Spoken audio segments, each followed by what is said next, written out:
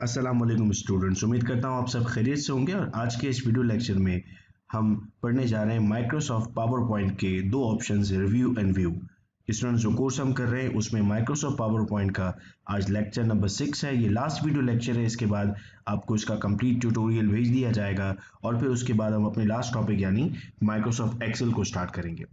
Student, जैसे पिछले video lectures में हम होम, इंसर्ट, डिज़ाइन, ट्रांजिशंस और एनिमेशंस को पढ़ चुके हैं। साथ साथ स्लाइड शो भी हमने लास्ट वीडियो लेक्चर में डिस्कस कर लिया था। और आज के इस वीडियो लेक्चर में हम ऑप्शन रिव्यू की तरफ आएंगे। जब आप अपनी पूरी स्लाइड कंप्लीट कर लेते हैं और आप एक प्रोफेशनल प्रेजेंटेशन दे रहे होते हैं तो ये जानना आपके लिए बहुत ज़रूरी है कि कहीं आपने किसी स्लाइड में कोई मिस्टेक तो नहीं की है। तो आप यहाँ पर सबसे पहले स्पेल चेक की तरफ आ जाते हैं। जैसे ही आप स्पेल चेक पर आते हैं तो आपके पास यहाँ पर मुख्तलिफ एरर्स आपको नज़र आ रहे हैं कि आपने अपनी जो वर्डिंग्स यहाँ पर इस्तेमाल की हैं इस पर आप रेड लाइन देख रहे हैं। इसका मतलब है कि या तो ये लाइन आपने गलत लिखी है या फिर ये लाइन आपके सिस्टम के डेटाबेस में मौजूद नहीं है। अगर आपको लगता है कि ये सही है और एक साइंटिस्ट का नाम है तो आप यहाँ पर इसे ऐड टू डिक्शनरी कर देते हैं। जब आप ऐड टू डिक्शनरी करते हैं तो यहाँ पर आपके पास अब एरर सामने नहीं आ रहा। बिल्कुल उसी तरह आप यहाँ पर लेट सपोज अगर मैं इस बेसिक की स्पेलिंग को गलत कर देता, बेसिक की स्पेलिंग में मैं एक एक्स भी ऐड कर देता तो हमारे पास अब ये बेसिक की स्पेलिंग गलत आ गई है। मैं राइट क्लिक करके इसको ठीक कर सकता हूँ। मेरे पास यहाँ पर ऑप्शंस मौजूद हैं, इन दोनों में से कोई एक भी हमें यहाँ सेलेक्ट करना होगा तो मैं यहाँ पर इसको सेलेक्ट कर देता हूँ। फॉर एग्जांपल बेसिक को, तो हमारे पास अब जो स्लाइड नंबर 1 थी उसमें बेसिक की स्पेलिंग हमारे पास ठीक हो चुकी है जैसी वहाँ पर लिखी थी। जितने भी पूरी स्लाइड्स में एरर होंगे वो तमाम के तमाम मैं बड़ी आसानी से यहाँ पर उसे रिमूव कर सकता हूँ।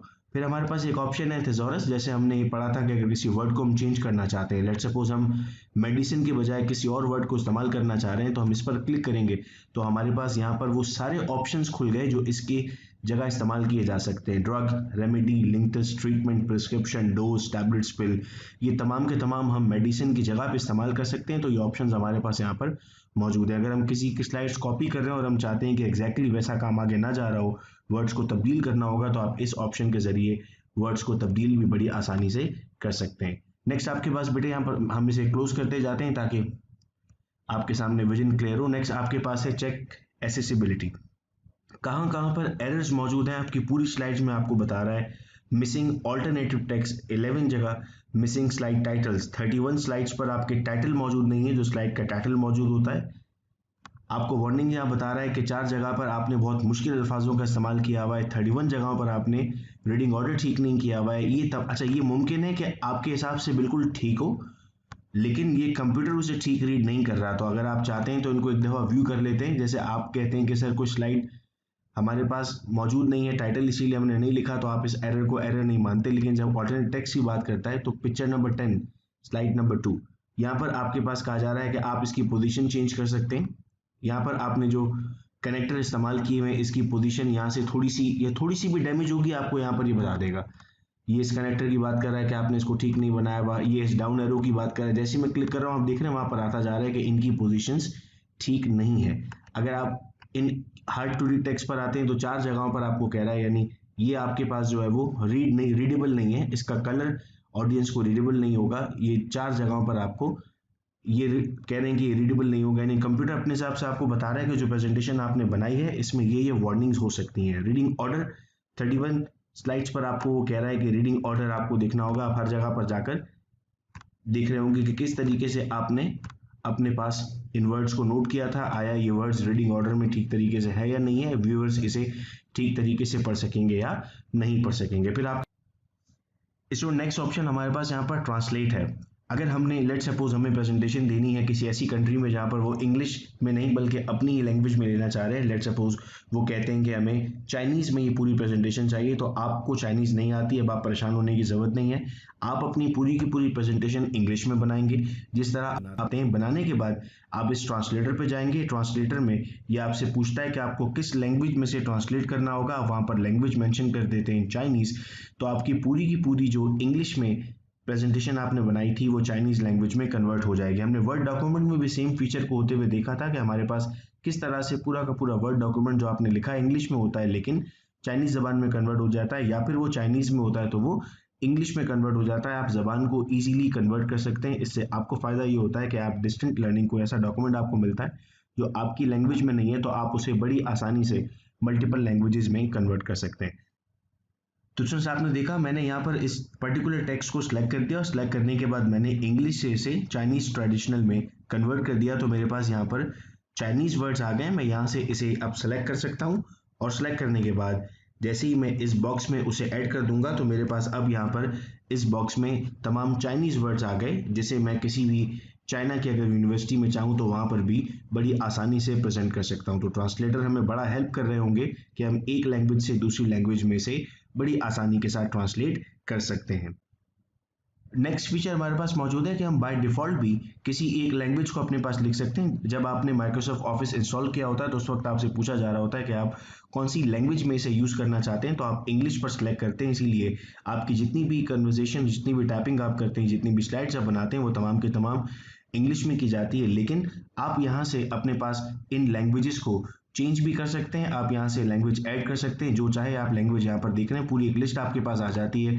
आप प्रेफरेंस बता देते हैं कि अब हम इस ज़बान में चाहते हैं अपने डॉक्यूमेंट को लिखना, अगर आपको वो ज़बान आती है। यानी अगर चाइना में यूज़ किया जा रहा होता है तो बेसिक वो लैंग्वेज चाइनीज़ भी इस्तेमाल कर सकते हैं। अगर फ्रांस में यूज़ किया जा रहा होता है तो वो से फ्रेंच भी इस्तेमाल कर सकते हैं। आप यहाँ पर स्लाइड पर कॉमेंट दे सकते हैं, जिस तरह आप कॉमेंट देते हैं एक वर्ड डॉक्यूमेंट में सेम कमेंट्स आप यहाँ पर भी मेंशन कर सकते हैं। इसके बाद बेटे हम मूव करते हैं व्यू ऑप्शन पर, जो बड़ा इंटरेस्टिंग ऑप्शन है हमारे लिए। इस वक्त हमारे पास जो स्लाइड है वो नॉर्मल व्यू में है। हम इसे आउटलाइन व्यू में अगर लेते हैं तो ये इस तरह से आपको दिखती है। यहाँ पर सारी स्लाइड्स आप देख रहे हैं, आपको नजर आ रही हैं। यहाँ पर कोई डिस्प्ले अब आपको नजर नहीं आ रहा। जब आप नॉर्मल पे होते हैं तो आपको यहाँ पर भी डिस्प्ले नजर आता है। एक आपके पास व्यू आता है स्लाइड सॉर्टर। अब आप देख सक रहे हैं कि आपके पास एक वक्त में आपको 6 स्लाइड्स बड़ी आसानी से नजर आ रही हैं। अगर आपको लार्ज व्यू पे देखना होता है तो आप इस तरीके से देख सकते हैं। फिर अगर आपको इन स्लाइड्स को प्रिंट करना और प्रिंट करने के बाद इन पर कुछ लिखना भी है आपको असाइनमेंट के तौर पर, तो आप इस फॉर्मेट में स्लाइड को प्रिंट करते हैं A4 साइज पर। ऊपर आपकी स्लाइड आ जाती है और नीचे आपको नोट्स के लिए जगह मिल जाती है जहां पर आप लिख सकते हैं। अगर आप मोबाइल में यूज कर रहे हैं तो आप इसे रीडर व्यू पर भी ले जा सकते हैं। रीडर व्यू पर आप कुछ एडिट नहीं कर रहे होते, इसे बड़ी आसानी से इस स्क्रीन पर पढ़ सकते हैं। फिर आपके पास यहाँ पर आता है स्लाइड मास्टर। स्लाइड मास्टर से मुराद है कि आपकी एक मास्टर स्लाइड बन जाती है। इस मास्टर स्लाइड पर एक मरतबा आप कोई चीज़ ऐड कर देते हैं तो आपकी पूरी की पूरी स्लाइड्स में वो वैसी की वैसी चलती रहेगी। जैसे हेडर फुटर हम यहाँ पर डेट और टाइम इस्तेमाल कर देते हैं तो फिर तमाम के तमाम स्लाइड्स में आपके पास वो एज इट इज़ आना शुरू कर देता है। इसके बाद हमारे पास व्यू में हैंडआउट मास्टर हम इस तरीके से भी अपनी स्लाइड्स के लिए बना सकते हैं कि हमारे पास ये तमाम स्लाइड्स इस तरह आ जाएंगी। एक पेज पर आप एक से ज़्यादा स्लाइड्स को भी अपने साथ यूज़ कर सकते हैं। नेक्स्ट आपके पास नोट्स मास्टर आता है। आप यहाँ पर इस तरह भी बना सकते हैं कि आपके पास हेडर फुटर भी लगा हुआ होगा, एक स्लाइड होगी और नीचे आपको नोट्स का ऑप्शन भी मिल रहा होगा। नेक्स्ट हम कहते हैं हम इसमें भी रूलर्स का इस्तेमाल कर सकते हैं। अगर आपको स्लाइड की एडजस्टमेंट करनी है आप इसमें भी ग्रिड लाइंस का इस्तेमाल कर सकते हैं, बॉक्सेस बन जाते हैं आपके पास। आप इसमें भी इस गाइड का इस्तेमाल कर सकते हैं कि जिस तरह ग्राफ बनता है आपके पास 4 क्वाड्रेंट में, बिल्कुल वैसे ही आपके पास 4 क्वाड्रेंट में बनना स्टार्ट हो जाता है। आप किसी भी पर्टिकुलर एरिया को अगर जूम करके देखना चाहते हैं, यानी बहुत ज़्यादा बड़े स्केल पर, तो आप देख रहे हैं इस पर कॉन्टैक्ट नंबर बिल्कुल विजिबल होकर आप लोगों के सामने आ रहा है, बिकॉज मैंने इसे 400 कर दिया था। अगर मैं इसे फिट कर देता हूँ तो आपको ये पूरी स्क्रीन पर यहाँ पर नजर आ रहा होगा। नेक्स्ट आपके पास यहाँ पर ऑप्शन आता है फिट टू विंडो। जैसे आप इस पर क्लिक करते हैं तो आपकी कंप्लीट A4 साइज पेज पर यह आता है। मैं इसे नॉर्मल व्यू पर ले आता हूँ एक मरतबा। फिर अगर मैं चाहूँ न्यू विंडो का, तो यहाँ से जैसे ही मैं न्यू विंडो पे क्लिक करूंगा सेम स्लाइड एक मरतबा फिर मेरे सामने ओपन हो गई है। अगर मैं यहाँ से देखता हूँ तो अब सेम स्लाइड्स मेरे पास 2 मरतबा ओपन हो गई हैं बेसिक्स ऑफ फार्माकोलॉजी की। नेक्स्ट बेटे बड़ा इंटरेस्टिंग फीचर आता है हमारे पास। इस वक्त आपके पास सारी स्लाइड्स एक एक करके यहाँ पर आ रही हैं। टोटल 31 स्लाइड्स हैं। आप चाहें तो इन 31 स्लाइड्स को एक अलग विंडो पर भी ओपन कर सकते हैं। जैसे ही आप अरेंज ऑल पे क्लिक करेंगे देखिएगा स्क्रीन पर क्या होता है। जैसे ही मैंने अरेंज ऑल पर क्लिक किया मेरे पास हर एक स्लाइड एक नई विंडो में ओपन हो गई और 31 स्लाइड्स इस तरह मेरे पास ओपन हो चुकी हैं। मैं यहाँ पर अब हर स्लाइड को अलग अलग देख सकता हूँ। इस तरह भी बाज़ात हम प्रेजेंटेशन के स्टाइल में देख रहे होते हैं। इसके बाद बेटे हम आते हैं इसको सेव करने पर। जब हम फाइल पर जाते हैं कंप्लीट करने के बाद तो हमारे पास यहाँ पर न्यू के लिए ऑप्शन मौजूद है। ओपन करना अगर किसी प्रेजेंटेशन को या जो आपने माजी में इस्तेमाल की हुई है वो आपके सामने यहाँ पर आ रही होती हैं। आप सेव एज पर जाते हैं। आपको अगर ये प्रेजेंटेशन किसी को ईमेल करनी और आप चाहते हैं कि उसे एडिट ना कर सके तो यहाँ पर आप इसे भी PDF फॉर्म में सेव कर सकते हैं। यानी आपकी जो डॉक्यूमेंट है वो PDF में सेव हो जाएगा। ये स्लाइड्स का और वो उसे ओपन तो कर सकता है लेकिन एडिट नहीं कर सकेगा। आप चाहते हैं कि इसकी इमेज बन जाए तो आपके पास यहाँ पर ऑप्शन आता है JPEG।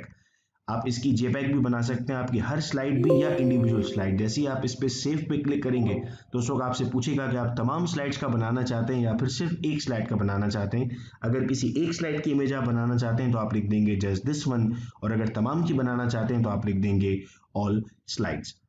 तो स्टूडेंट्स, यहाँ तक की सारी बातें उम्मीद करता हूँ आपको क्लियर है, और आज के इस वीडियो लेक्चर में हमने पावर पॉइंट को कंप्लीट किया। कल इंशाल्लाह इसके नोट्स आपको मिल जाएंगे और उसके नेक्स्ट डे से हम अपना एक्सेल स्टार्ट करेंगे। जो रजिस्टर्ड पार्टिसिपेंट्स हैं हमारे, उनसे रिक्वेस्ट है कि वो अटेंडेंस मार्क कर लें, ताकि जब सर्टिफिकेट ऑफ पार्टिसिपेशन दिया जा रहा हो तो उनकी 90% अटेंडेंस उसके लिए मैंडेटरी है। बहुत शुक्रिया इस वीडियो लेक्चर को सुनने का। अपना बहुत ख्याल रखिएगा। अल्लाह हाफिज़।